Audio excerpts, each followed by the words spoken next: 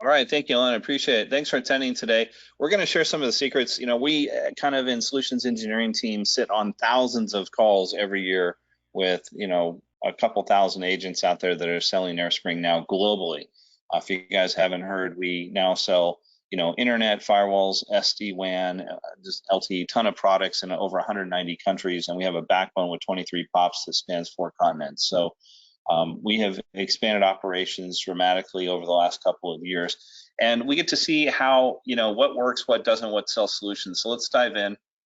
Happy to share this information with you guys. So the first thing is, and you kind of learn this, I've owned a few companies. I've owned VARs, I've owned cloud companies, done the whole thing. At the end of the day, cash flow is king, right? If you've got $100,000 and you use that to go, buy the materials and make your product, and you sell your product and you make a 10% margin, that means on $100,000 you're going to make $10,000. So every time you have a $100,000 increment, assuming you got orders coming in, right, you can go make $10,000 with that. So nobody wants to go out and spend $1 million on infrastructure that they're going to have to upgrade 3 years from now. That's not good business sense. In fact, venture capital companies were one of the first to invest in cloud, because what they used to have to do in every VC deal was set aside millions of dollars just for the same infrastructure, routers, switches, firewalls, over and over and over again. And it gets really kind of ridiculous. But every business now has adopted this model, which is, reduce it to a cost, right? Because if you don't have to spend $1 million, you could go make 100,000 with it, right? And maybe your cost goes up just a little bit because you have managed services, but ultimately it's not the cost of the gear. Too many customers look at, well, I could get this wireless access point, for $100, but the managed service is $105. Well, the managed service is vastly less expensive, because not only are you going to save, the capex of $1 million of going out and buying gear, or 100,000, or even 10,000, or 5,000, whatever it is, it's valuable money that you need in your business to go make more profit. But in addition to that, you're not going to have to deal with the upgrades 3 years from now, the e-waste requirements, which are increasingly being regulatory controlled, right? How do you get rid of equipment? I mean, I've seen IT departments that have entire closets that are 16 feet high, 20 feet deep. They have some storage room somewhere full of gear they don't even know what to do with, right? Entire industries have risen up around this, how to e-waste that gear. And it's just a pain in the butt. So the CIO's perspective is, don't spend $1 million, add it as an incremental cost, because the total cost of ownership is, you'll see this in these use case studies. What do you have to do when you have to fly to a different country, or drive to another location, fly to a location? It gets very expensive when things go down, when you have to RMA things, et cetera. And so that's overall, this is going to save you a lot of money. I would also say during the pandemic, a lot of companies were up faster because they had to put 7,000 employees, remotely on VPN. They didn't have, the VPN capabilities to do that. They were used to maybe a few hundred people simultaneously working remote. Now it was like the entire company. So you agents that are loyal to AireSpring, and not what I call arms dealers, where you're selling somebody's phone, somebody else's Wi-Fi, somebody else's switch, somebody else's, solution in general, SD-WAN, et cetera. You guys were back up and running, true story, in about 2 weeks. Everybody else who, just sells whoever's got the greatest spiff of the week, was up in about 4 to 6 weeks, because they had to coordinate all their customers to all these different vendors with all these different issues. The people who used AireSpring sent them to one place, one quote, one throat to choke, one bill, one network, one support structure, et cetera. They were up in 2 weeks. They were back making money. We hit numbers that year, 2020. They hit numbers that year, 2020. It was awesome. Second thing is, if you're a small VAR, if you're a small MSP, if you're a small agency, a lot of you guys were out there, doing these side services to kind of add to your overall revenue. You don't have to do that anymore by selling firewalls and selling little mini phone systems and all this other stuff. Most businesses are making somewhere between 5 and 30% margin. You can set that, as you guys know, with AireSpring. You can set your own margin. You can charge it. Some of the top agents, by the way, actually only do deals with 30%. All the guys that are doing those $100,000, $200,000 deals, if you think they're going down to like 5% in order to close a deal, think again. The other thing they learned is that it takes just as long to close a big deal as a small deal. So you guys are knocking your brains out. I mean, I get it. You only have to spend $250 a month with AireSpring in order to do business with us at all, and you'll get the treatment at the bottom that you would get at the top. That's the good news here. But you're knocking your brains out for $250. It could be $250,000.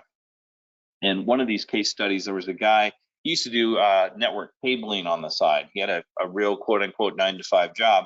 He sold a $160,000 SD-WAN deal simply because he mentioned SD-WAN. He went to the boot camp, didn't really know anything about SD-WAN, but he went to the boot camp. He knew some buzzwords. He went in there, said, hey, you at least should hear, these guys come in and talk. That ended up being a 240 site location for a company that had been in business for over 100 years. We'll talk about that in a minute.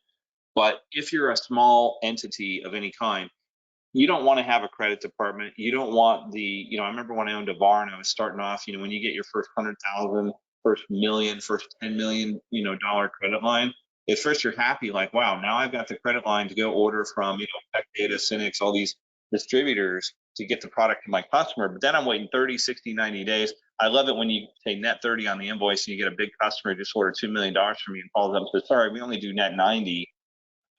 Right? Now you're waiting 90 days to get your $2 million back at, 10% margin. But, if they don't pay, you're out $2 million. So even the 10%, when you get to 200 grand, you're happy, but you just sweating bullets. I remember sweating bullets so many times as a small company, trying to battle with these guys to get credit lines, trying to qualify these people. Particularly, you start to go international, it gets even more sketchy. And again, we're doing this in 190 countries. We're dealing with the credit profiling. We're dealing with the language barriers. We're dealing with the RMAs and remote depots in many countries and continents. If you want to go big time, sell your firewalls, sell your Wi-Fi, sell your switches, sell all that stuff through us. We do have SD branch now and a lot of other solutions, hosted phone systems, SIP trunks, Microsoft Teams integration, LTE and DIA circuits in 190 countries.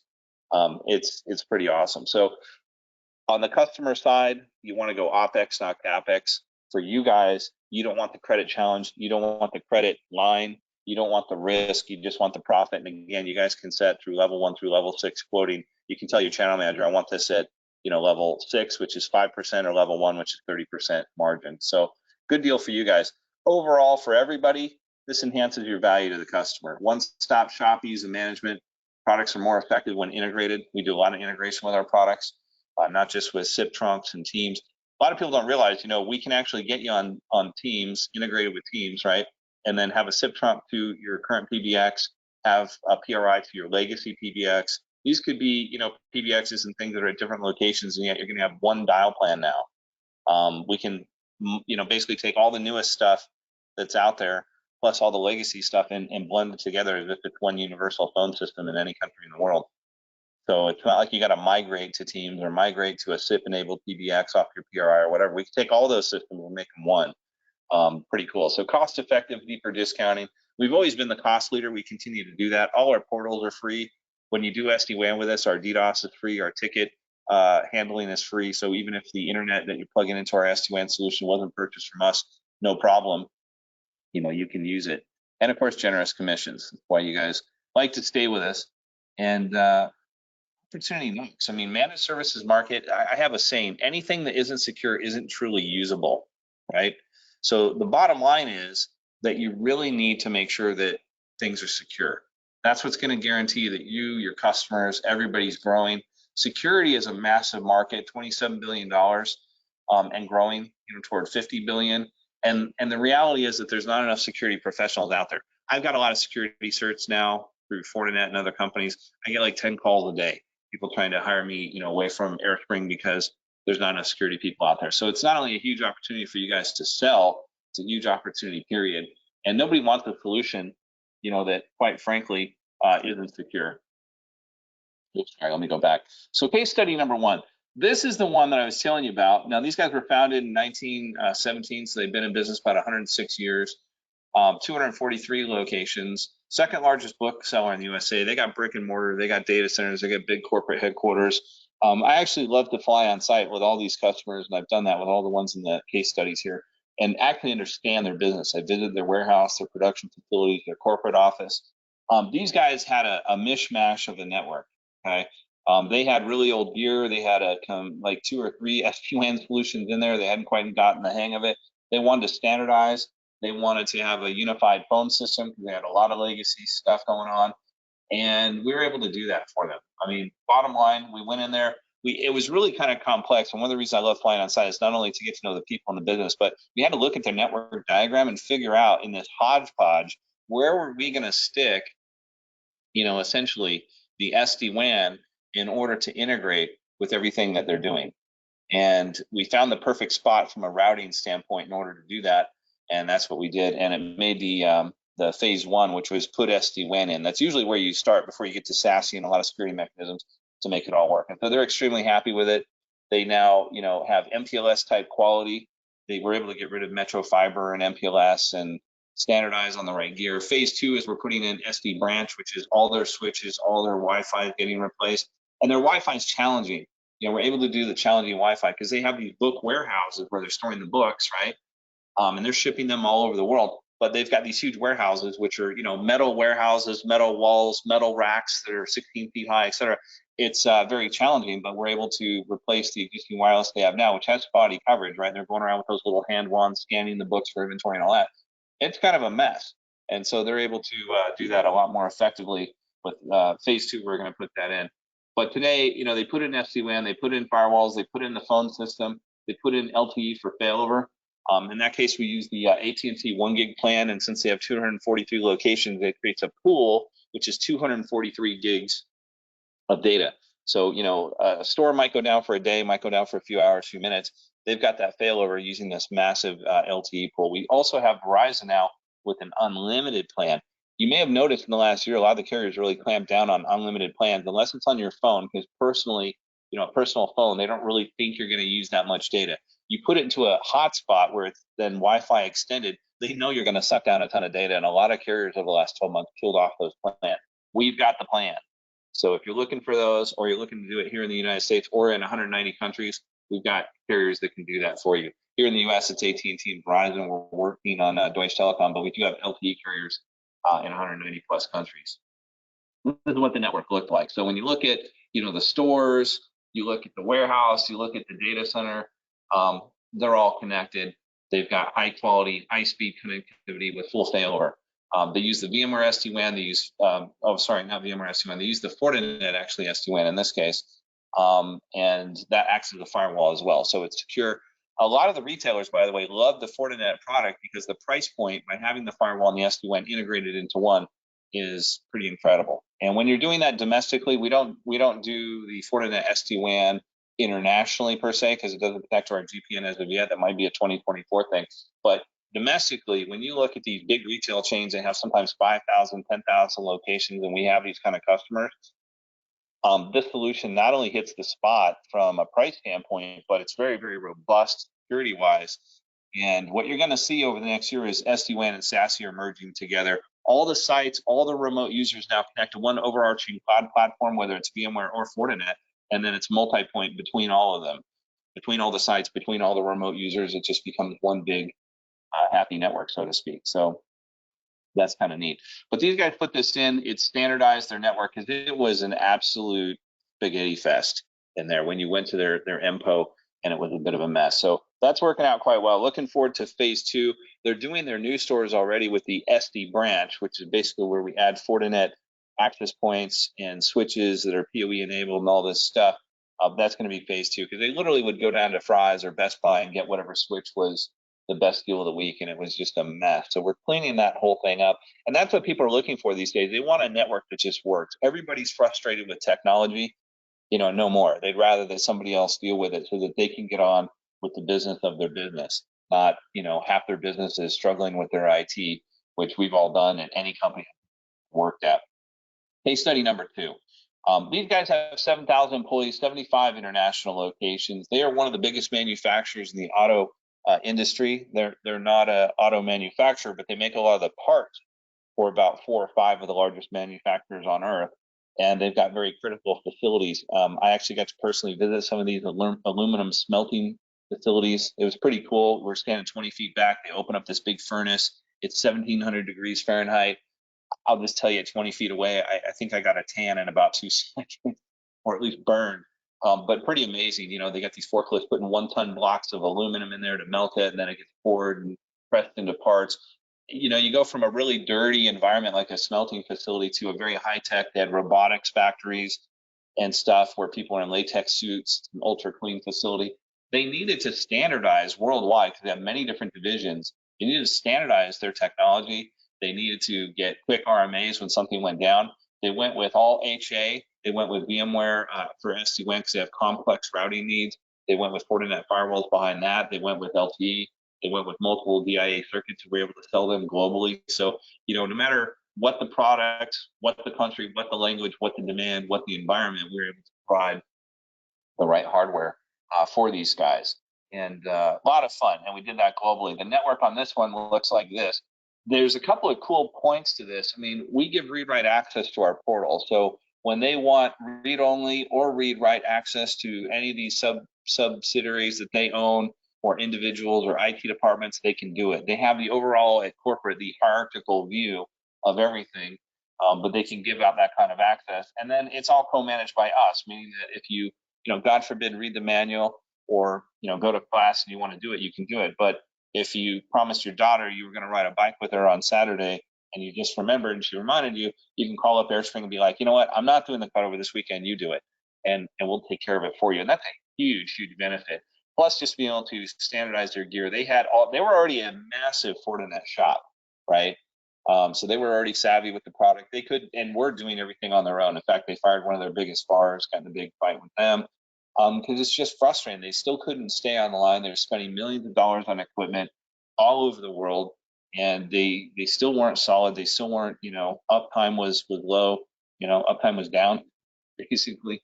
And so they were able to standardize this. We also did some cool things for them in China, where they have manufacturing facilities there throughout the United States, all over the world.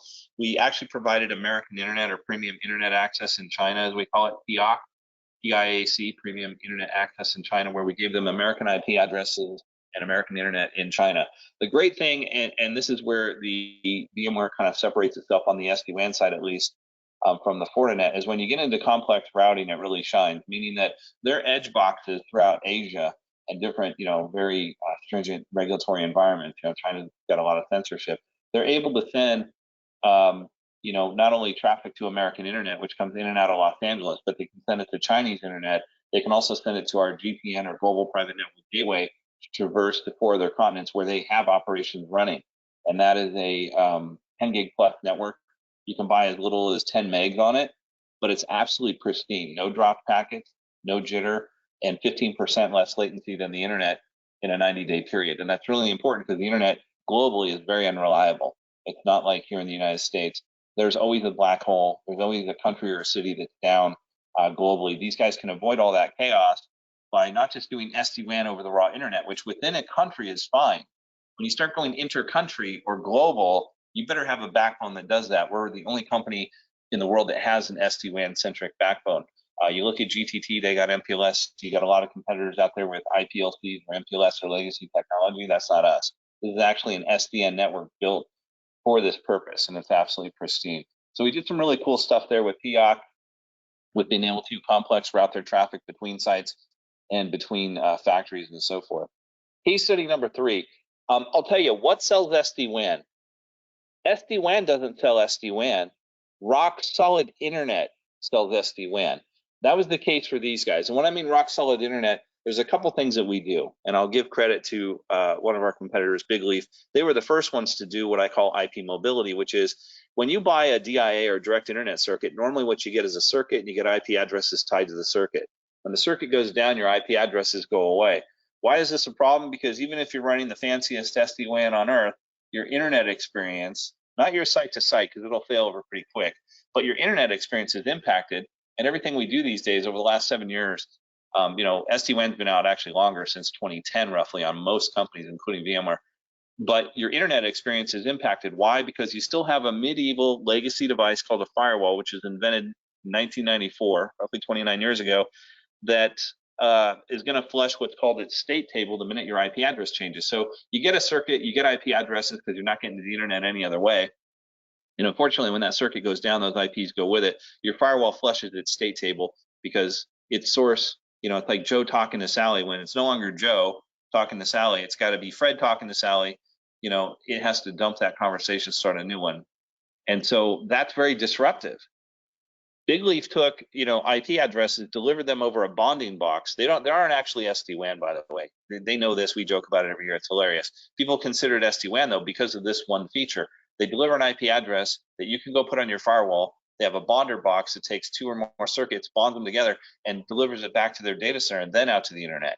And because your source IP doesn't change, when your circuit drops, your firewall doesn't dump its state table, drop all your voice, all your data connections, you're not interrupted. Therefore, not only do you think Big Leaf is SD-WAN. SD-WAN to me, by the way, is when you're actually, mitigating dropped packets.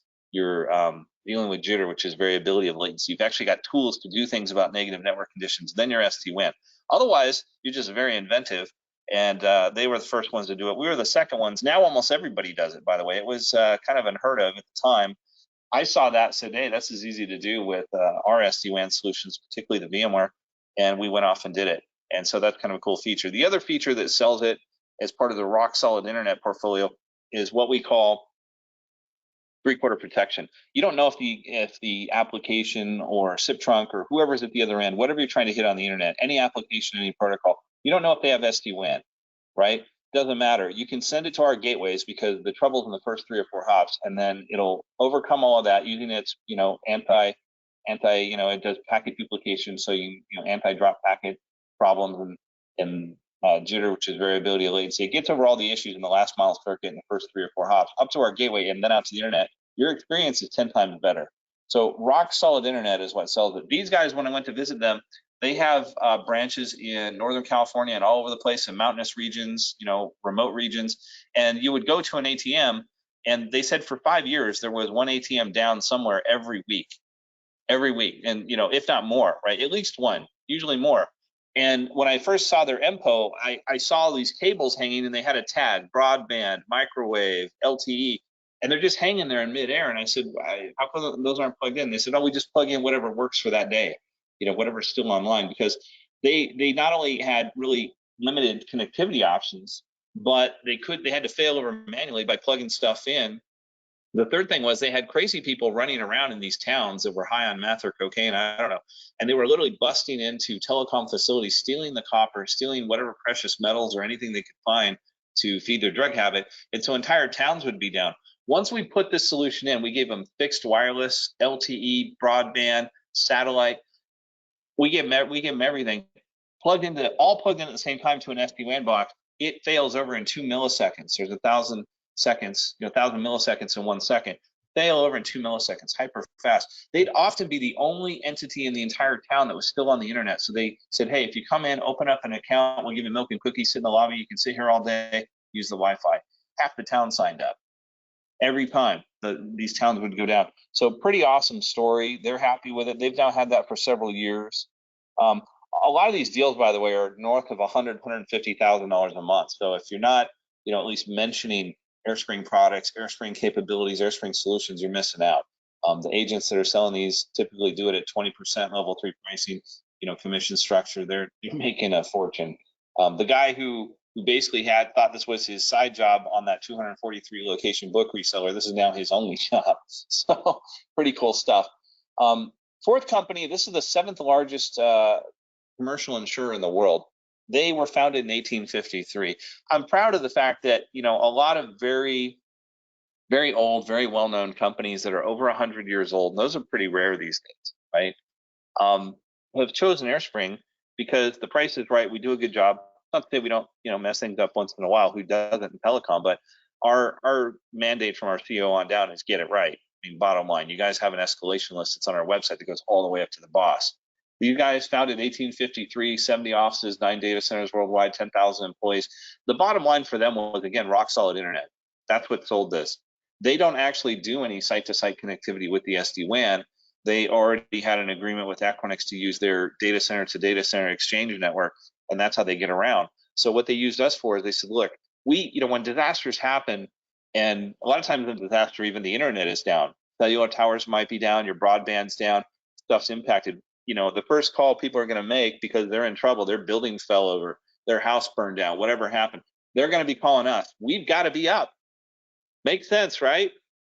When your insurance company is part of the problem, that doesn't really help.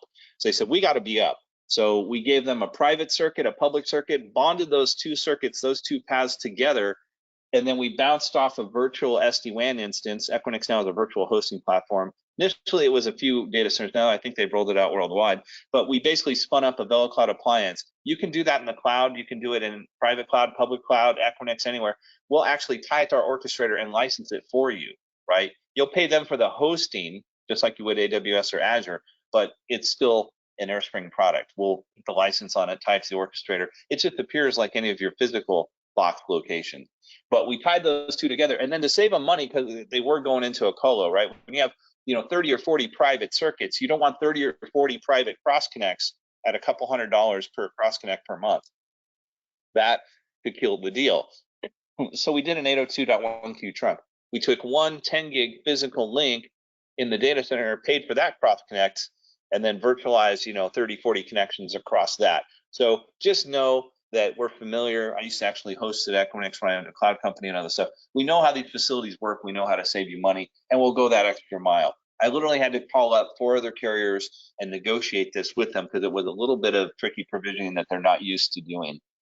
In addition, they got the co-managed access, dynamic routing, and the DDoS protection. So what more could you possibly ask for? But again, rock solid internet sells SD-WAN. Very rarely does SD-WAN sell SD-WAN. The original use case that people used to push was, hey, replace your MPLS. Okay, you can still do that, but that's not why people buy it. People buy it because they're hooked on internet, they're hooked on cloud. Everything they do is out there. It's not in their building. It's not even in their data center anymore. And, that's why you put in SD-WAN first. And then the SASE stuff now comes with it, pretty much stuff in the cloud. But rock solid internet is the way you sell this. You talk about the IP addresses that don't change. The IP addresses follow the box. So if you physically take a box, or you virtually move the IPs using the web console, or you decide to put a virtual appliance in a cloud, those IP addresses can follow you around. No more redoing your firewall rules, your NAT rules, your DNS pointers. They're all pointing to the same IP from now till forever. I had a guy who literally took one of our boxes from Florida to Brazil. He doesn't know anything about IT. He took pictures of how it was all cabled. He got 2 new internet providers into the front of the box when he got to Brazil, plugged everything back in. This guy had SIP trunks with us, hosted phones, firewalls, you name it. This guy pigged out on products. He took it down to Brazil. He plugged it all back together again. Humpty Dumpty worked. Calls me up. I said, do you need to be transferred to support? No, man. He goes, it works. I'm like, good for you. Guy went from Florida to Brazil. Pretty awesome. I've had guys go from Florida to the cloud. Still works. Case study number 5. These guys are a global logistics company. So, Nike will call them up and say, hey, we're going to start selling shoes in Zimbabwe or Frankfurt, Germany, or wherever.